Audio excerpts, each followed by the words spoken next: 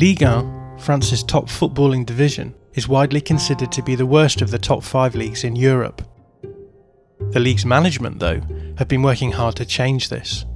PSG's takeover in 2011 by Qatar Sports Investments, which is itself a subsidiary of the Qatar Investment Authority, completely changed the entire landscape of French football. Suddenly, France's capital city, having been perennial underachievers, became the dominant economic and on-field force within Ligue. One avenue open to leagues looking to improve their profile is increasing their broadcasting revenue. In 2018, Ligue 1 did this by moving from Canal to Mediapro as the leading rights holder for the league. Depuis 2 jours, on ne parle que de votre groupe Mediapro et ce coup de tonnerre en France. Vous avez remporté la plupart des lots de la Ligue 1, un appel d'offres à plus d'1 million. In October, though, Mediapro failed to produce a scheduled €172 million payment to the league, throwing French football into turmoil. Le foot français a peur. Mediapro, le principal diffuseur, a demandé le report d'un versement de 172 millions d'euros à la Ligue la semaine dernière. Depuis, la menace d'une faillite générale plane. Pour vous, le pari est déjà perdu et il faut penser... In this episode, we ask, what impact will Mediapro's row with Ligue 1 have on the broadcast rights market?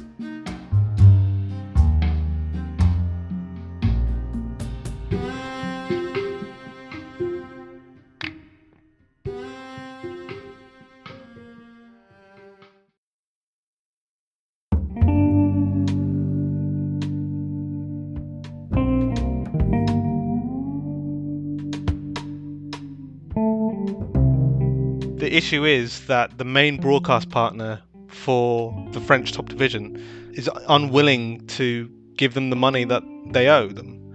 Murad Ahmed is the sports editor at the Financial Times. It leaves clubs in an awful position because the main way they make cash, their television rights deals in France, isn't coming in. And if this isn't sorted out by the end of the season, it could end up with a load of clubs going bust.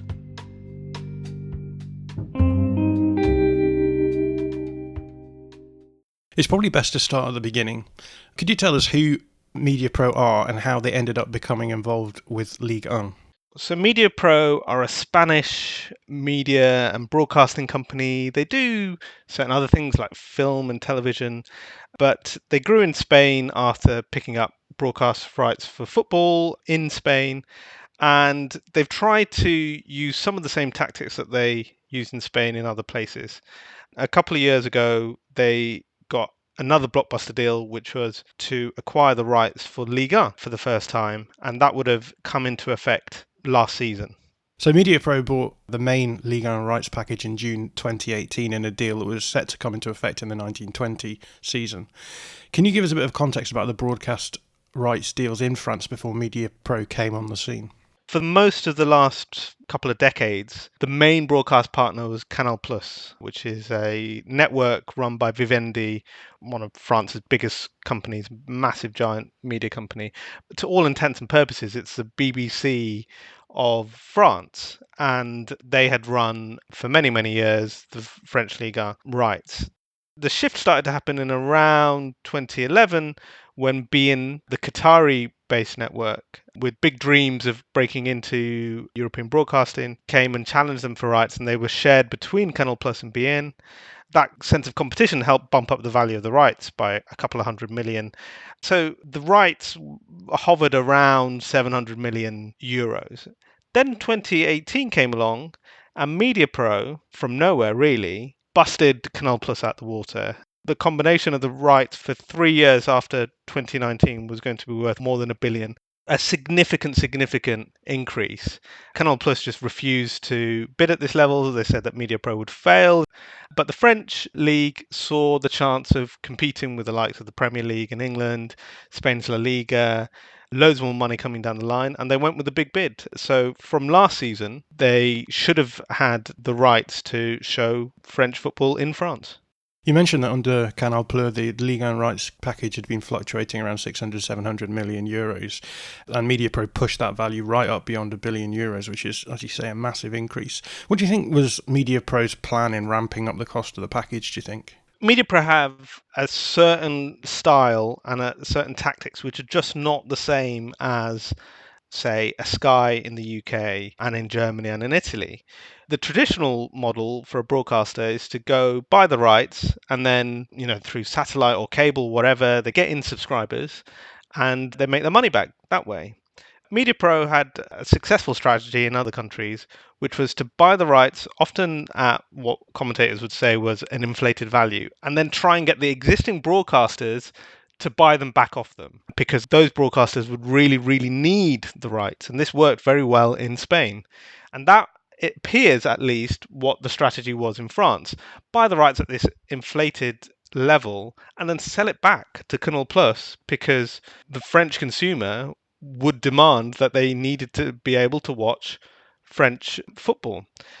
The problem with that was the existence of beIN, who for a while had been the arch nemesis of Canal Plus, but instead Canal Plus went and did a deal with beIN and paid a distribution deal to get beIN's games instead.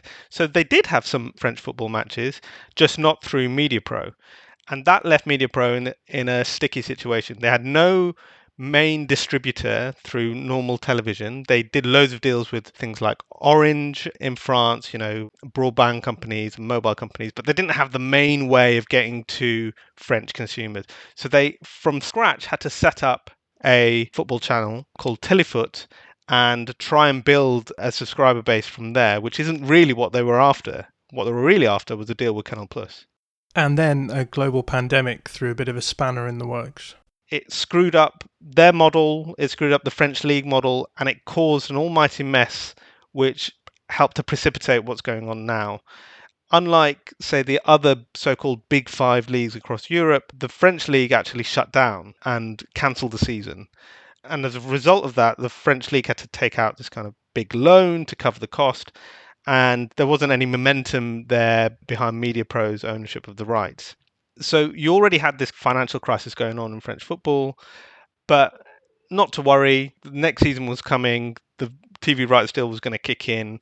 The French could survive that. It turns out Mediapro, which is a heavily indebted company, it's owned by a relatively unknown Chinese private equity firm. You have to pay these things in installments. They pay their first installment, and then in the second installment said, no, we're not able to pay this.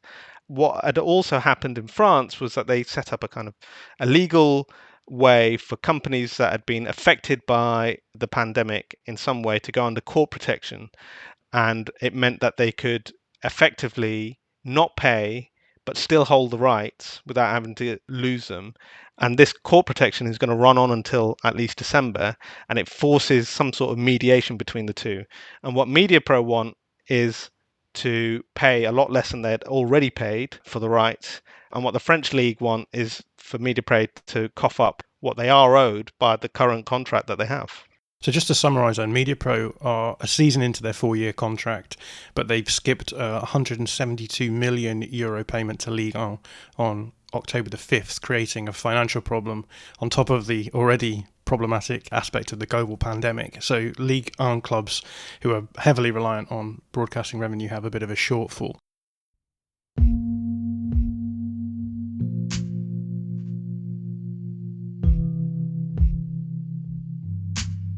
What reason has Jaime Raures, the co-founder of Mediapro, given for reneging on this payment then? One reason he's given is that there aren't fans in the stadiums at the moment, and that isn't the same product as they bought, and therefore there should be some reflection on that. It's a tricky argument to make because the television ratings in other countries, for example in the UK and in Italy, have gone up because more people are at home during lockdowns. They want entertainment, they are watching the games. It's hard to make a like-for-like comparison in France because this is the first year that Téléfoot, Mediapro's new channel, came about. So they're starting from a base of nothing. You can't really compare what the subscriber base should be or what the viewership should be. But it's a pretty tricky argument to make.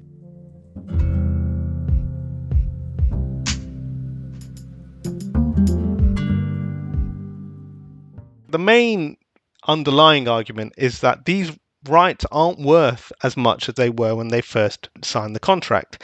And there is some evidence that that is right, that the value of sports rights, because of the pandemic, has gone down. The amount that broadcasting companies are willing to pay has gone down. Germany's Bundesliga recently did an auction for their rights in Germany, and the rights went down by 5%. But the tricky thing for Mediapro is to try and make this argument while still being in the contract. They've already signed, they've already said what they're going to pay, and now essentially a couple of years on, they're saying, actually, we'd like a discount on our future payment because we think the rights have gone down. It'd be a bit like buying a television in the shops and then a year or so later saying, well, because we've had a pandemic, everyone's cut their prices. I'd like to pay the new cut price. That isn't really going to work. So this seems a bit like a thinly veiled ploy to save Mediapro from having to pay for a product they now can't afford. That is what the court-mediated process is going to try and work out. I mean, Mediapro haven't actually said we can't pay, because that's a tricky thing for a company to say, and it doesn't put them in a good position. There's a lot of analyst discussion about whether or not they can actually afford it. They are heavily indebted, but they do also have a wealthy owner. So the French league's argument is, you've got an owner who can cough up, and you've been able to cough up in other countries.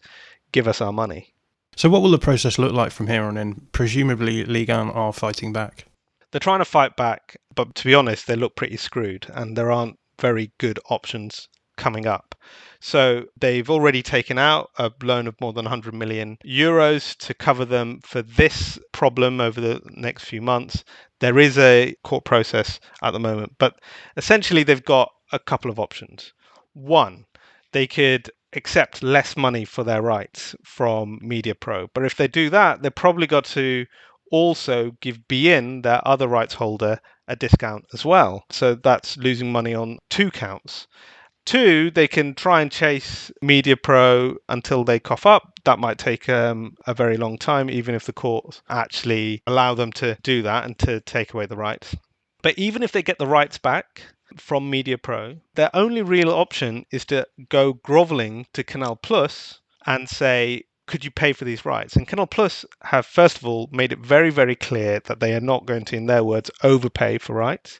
They said that their subscriber numbers have not gone down at all as a result of not having the big rights package that was on offer. So they don't feel like they're financially hurting.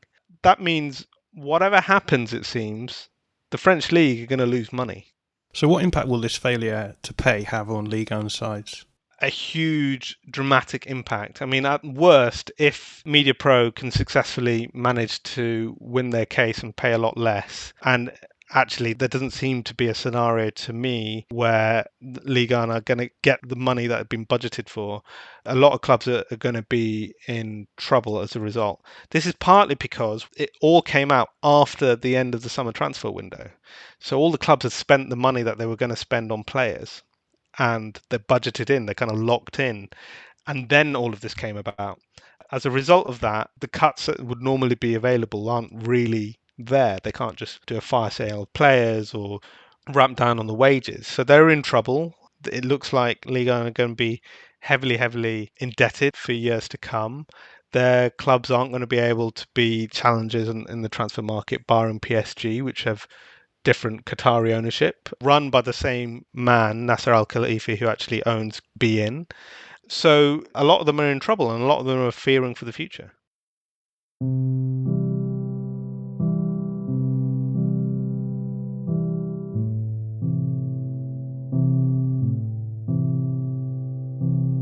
So in hindsight, do you think that Ligue 1 should have been more wary about Mediapro? Yes, absolutely. And of course, hindsight is a fine thing, but it didn't actually require hindsight. Mediapro had already tried to pick up the rights in Italy and had actually successfully bid for the rights for Serie A. But then the broadcasters that lost out, including Sky, challenged that. And in the end, Mediapro couldn't provide the financial guarantees to say that they would pay up. And that meant the rights became available, and Sky and the online network DAZN picked those rights up. So there'd already been out there in the market some problem, and now in retrospect what seems to have been a near miss for Serie A in this regard as well.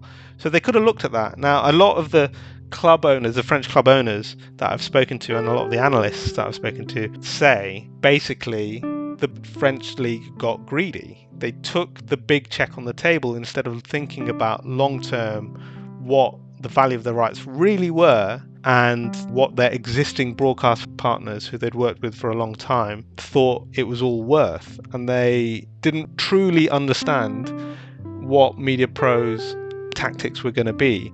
They had already been very, very difficult to deal with, to do these kind of distribution deals with the likes of Canal Plus. They were always going to be quite tricky to deal with if things went wrong, and that's proven to be the case.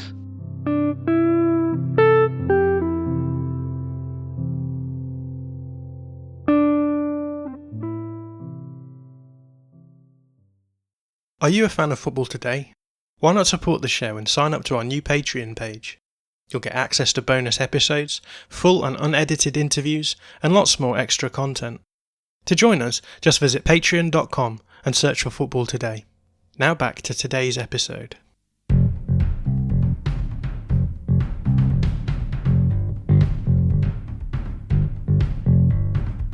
How has the coronavirus pandemic impacted broadcasting rights? So we are waiting to see just how much broadcasting rights have been impacted by the pandemic. There's a during the pandemic problem, and then there's a kind of after the pandemic problem.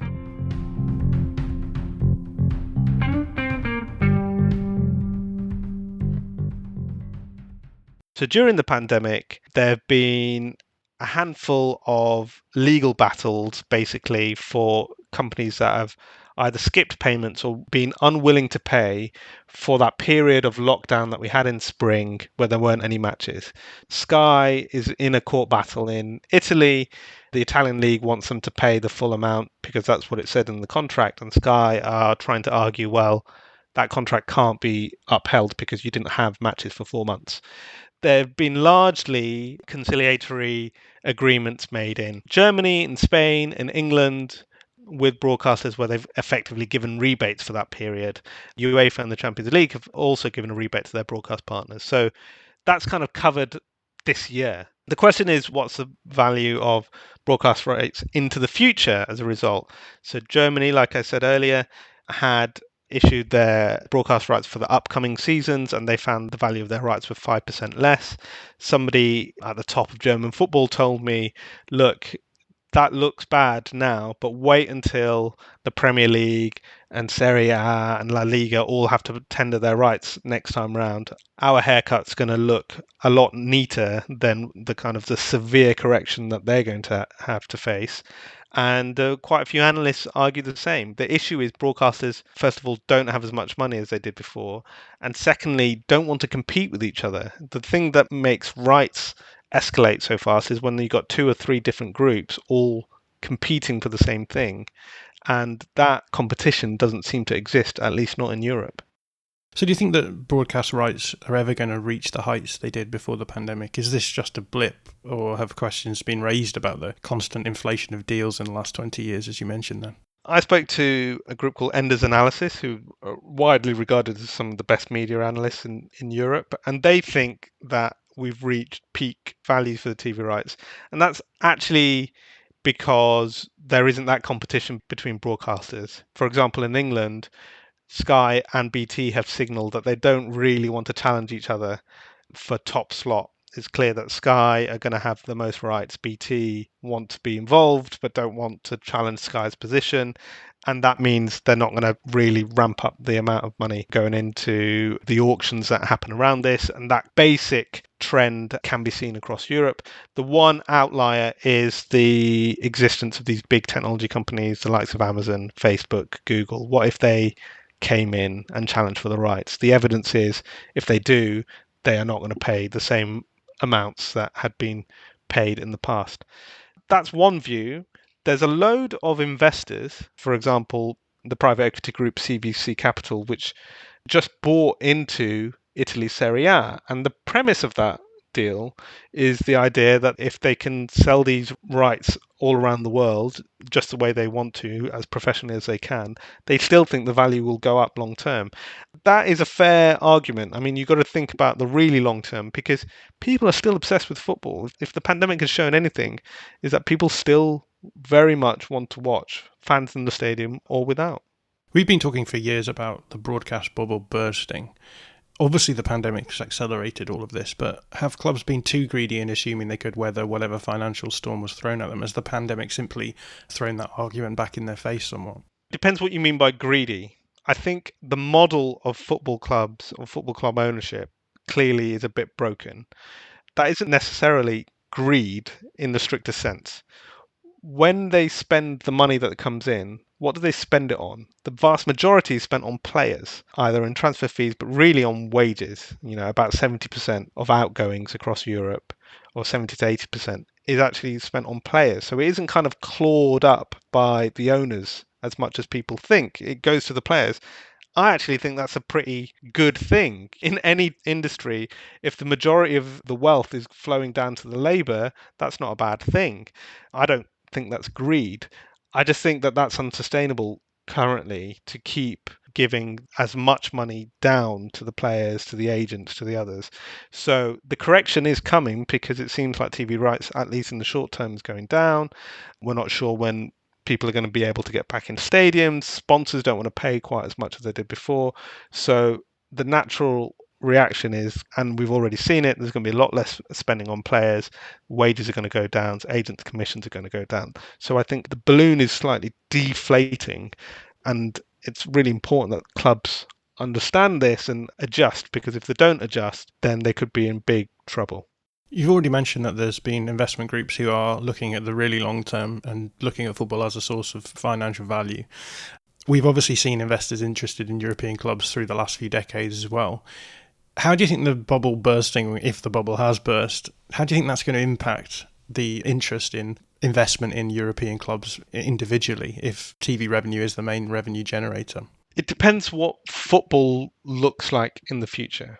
Even Ender's analysis say that at the top level, the elite events, things like the Champions League and the Premier League, which is a kind of a global phenomenon. It's watched all around the world, from the US to China to Indonesia to beyond. They are relatively bullish that those rights will hold up because they're considered the best of the best. It's everything else underneath that could really be problematic. Things like Ligue, but also things like Serie A. So one of the stories that we at the Financial Times wrote recently was that CVC, in the midst of trying to complete this deal with Serie A, owning part of the league, they are wary of these talks about the breakaway Super League that are happening right now, led by Real Madrid and Barcelona and others, which would basically get rid of the Champions League and have this Super League of the top clubs. And CVC are wondering whether or not the value of Serie A rights will go down. As a result of that, they want to have a breakaway clause in their contract, essentially to mitigate any of the losses that they make. So the other thing that's really happening as a result of the pandemic, at least partly as a result of the pandemic, is the whole structure of European football looks like it's up for grabs. And that could really affect the value of rights across Europe. One of the big questions that is raised whenever broadcasting rights are brought under the spotlight like this is, will we see the emergence of an over-the-top broadcasting package put out by the rights holders themselves? Particularly, I think, in terms of leagues. You've talked about Mediapro having to do it themselves, but in terms of leagues themselves, do you think we could see Ligue take the rights back here and look to broadcast the league themselves? In the case of Ligue, no. In the case of somebody else, possibly. So here's the difference. Ligue took the check from Mediapro because it was such a big check and it meant that they didn't have to do anything for it. They sold all the rights and then it was up to Mediapro to work out how to deal with that, regardless of whether or not they had a channel. And at the time, they didn't have a channel to broadcast their football. It's a pretty, they thought, risk-free way of doing things. The risk is on the broadcaster to make money out of it. They would have to set up a whole company that would be able to know how to screen the rights, all the technology behind it. It's quite a big, risky undertaking, and that's why the current model is to just essentially look for somebody to give them the money up front, and they can screen it. For an organization like Ligue 1, who didn't do things like seek bank guarantees from Mediapro in the first place to make sure that they would get paid if something like this happened, they haven't shown the signs that they are such a professional organization that they can now set up an effective company like a Netflix internally to do all this stuff. Other groups, I mean, UEFA are looking at this, the Premier League has looked at this. Are there ways maybe in the future to just go directly to the consumer and essentially sell a subscription service to them? The problem is, if you do that right now, it's clear, and the Mediapro example has shown, that it's going to take a long time to end up making the sorts of money that clubs are used to now. So in the short term, clubs are not going to want to take a massive cut, which would happen by you having to go to this different model of selling things over the top, over the internet. But over the long term, that's probably the best way of survival. And clubs are short term. They want to stay in the league. They want to buy the best players. They want to win the league this season. They don't want to think 10 years ahead.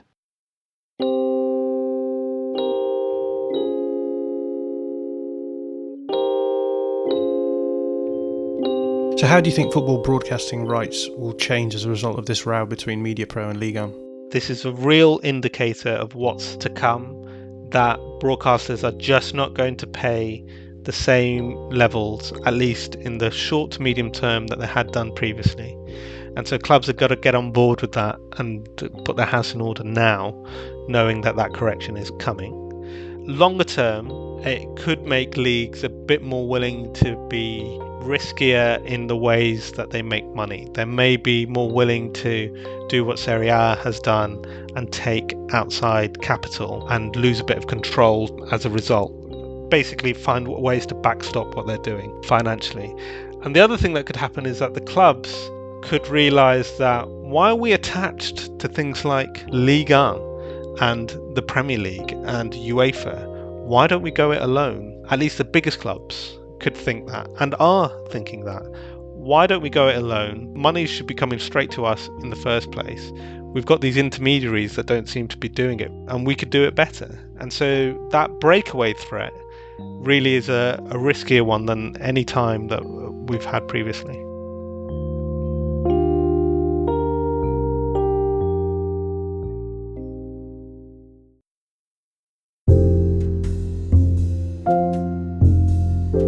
Murad Ahmed is the sports editor for the Financial Times.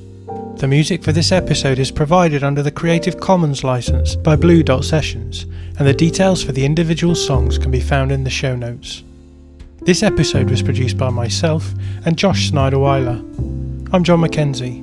Thanks for listening to Football Today.